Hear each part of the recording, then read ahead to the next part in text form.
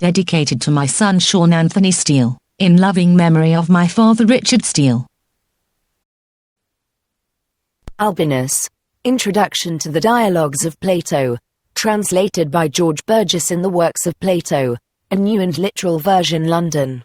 Henry G. Bone, 1865, Volume 6, pages 315-322. The translator's notes have been omitted and there are some changes to the text to facilitate easier reading. This document is in the public domain. Platonic Philosophy Org. 1. That for a person about to enter upon the Dialogues of Plato, it is fitting that he should know previously what a dialogue is. For neither without some art and power have dialogues been written, nor is it easy for a person, unskilled in contemplation, to know them artistically. It is agreeable then for a philosopher, who is making for himself an insight into every matter of whatever kind, to examine, first, the essence of the thing, and afterwards, what power it has, and not with reference to what is naturally useful and what is not. Now, Plato says thus on every matter, boy, there is one commencement to those about to consult properly. It is needful to know about what is the consultation, or else there must needs be an erring in this matter. Now it lies hid from the majority, that they do not know the essence of each thing, but, as if they did know, they do not, at the commencement of the inquiry, agree, amongst themselves, but as they proceed, they pay the reasonable penalty. For they agree neither with themselves nor with others, in order then that we may not suffer this. While entering upon the Dialogues of Plato, let us consider this very thing, which I have spoken of, what is a dialogue? For neither without some art and power have dialogues been written, it is then nothing else than a discourse composed of question and answer upon some political or philosophical matter, combined with a becoming delineation of the manners of the characters introduced, and the arrangement as regards their diction. 2. Now a dialogue is called a discourse, as a man is called an animal. But since of a discourse there is one kind arranged in the mind, and another pronounced by the mouth, let us hear about the one pronounced by the mouth. And since of the latter there is one kind spoken, as a continued narration, and another by question and answer, questions and answers are the peculiar mark of a dialogue, from whence it is said to be a discourse by interrogation. And moreover it is applied to some political and philosophical matter, because it is meet for the subject matter to be related to the dialogue. Now the matter is that relating to politics and philosophy. For as the matter of fables is laid down as adapted to tragedy and poetry in general, so is to dialogue philosophy, that is, to say, what relates to philosophy. But as regards that, which is combined with a becoming delineation of the manners of the characters introduced, and, their being different in their discourses through life, some as philosophers, and others as sophists, it is requisite to assign to each their peculiar manners, to the philosopher that, which is noble, and simple, and truth-loving, but to the sophist that, which is of many hues, and tricky, and reputation-loving. But to an individual what is peculiar to him. Added to this, the definition speaks likewise of the arrangement, as regards their diction, and reasonably so.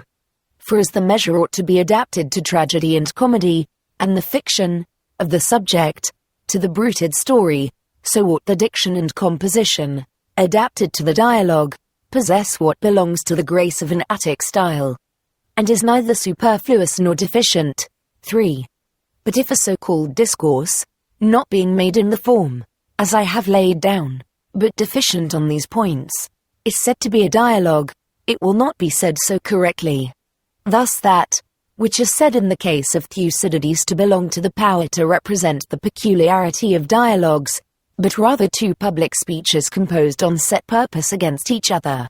Since then we have ascertained what is a dialogue, let us look into the different kinds of the Platonic dialogue, that is, into their characteristics, how many are the topmost, and how many of them exist subdivided into the uncut.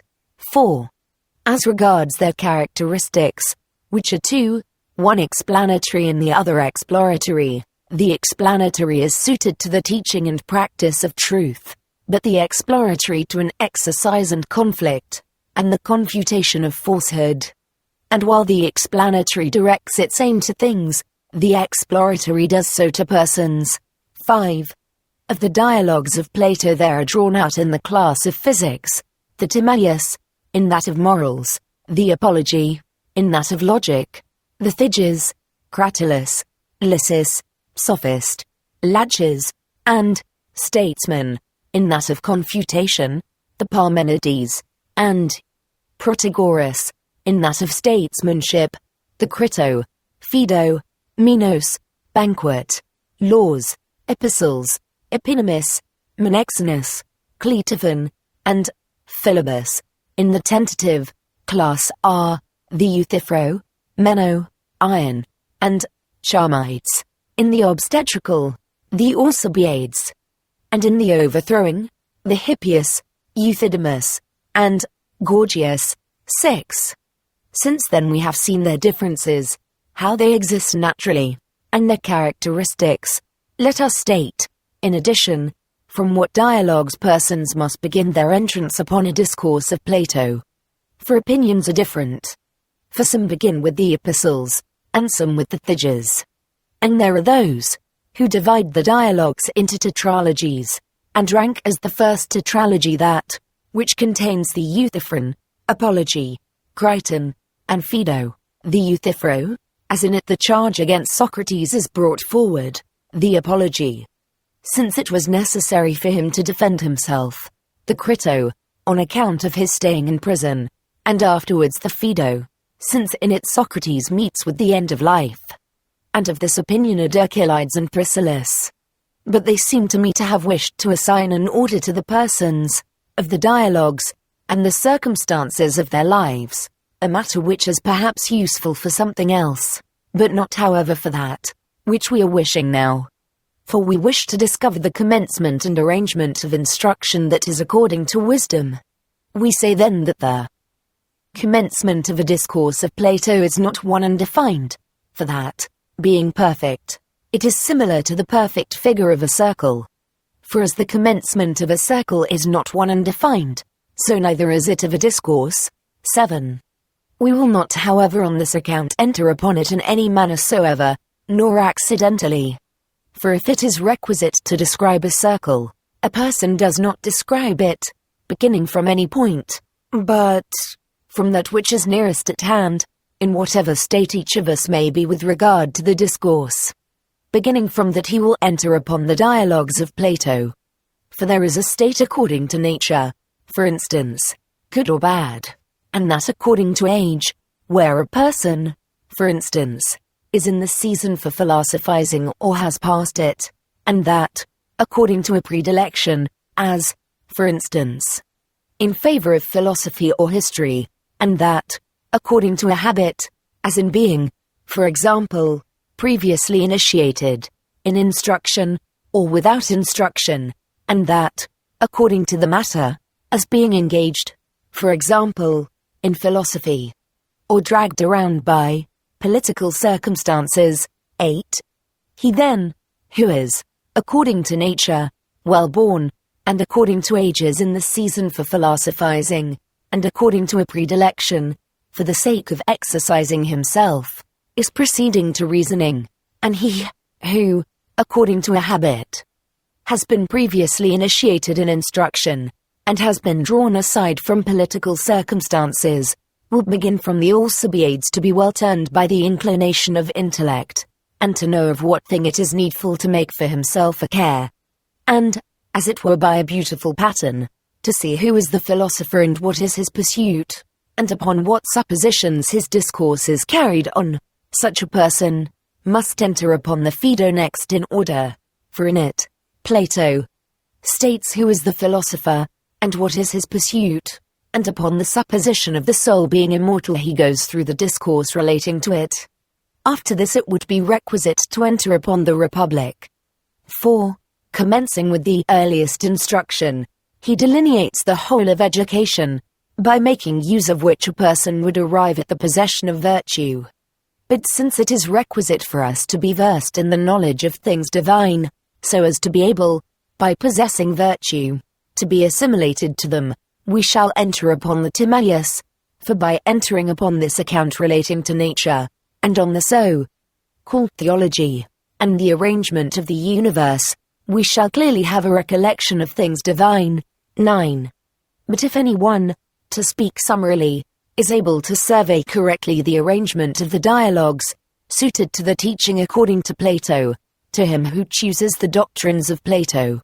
For as it is necessary to become a spectator of his own soul and of things divine, and of the gods themselves, and to obtain the most beautiful mind, he must cleanse out the false opinions of his conceptions.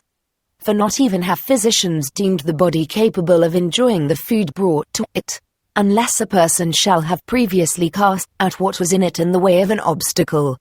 But after the cleansing out, it is requisite to excite and call forth the sentiments, imparted by nature, and to cleanse out these too, and to exhibit them pure, as principles.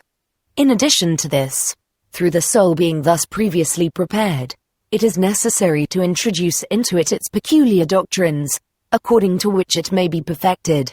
Now these relate to physics, and theology, and morality, and statesmanship, and that the doctrines may remain in the soul and not be chased away, it will be necessary for it to be delivered to the reasoning relating to causation, in order that a person may lay hold firmly of the proposed aim. In addition to these, it is meet that what is not contrary to reason should be furnished, in order that we may not be carried aside by some sophist, and turn our thoughts into a worse direction. That we may therefore cast out false opinions, it will be necessary to enter upon the dialogues of the tentative character, and which possess the confuting and the so-called cleansing power, and that a person may call forth into light the notions relating to physics, it will be necessary to enter upon the dialogues of the obstetrical character, for this is peculiar to them, since in those there are doctrines relating to physics, and to morals, and to statesmanship, and to the regulation of a household, of which some have a reference to contemplation and a contemplative life, but others to action and an active life, but both of them relate to the being assimilated to God, and that these, after being imparted, may be not escaping from us, it will be necessary to enter upon the dialogues of a logical character, which is also of the exploratory kind.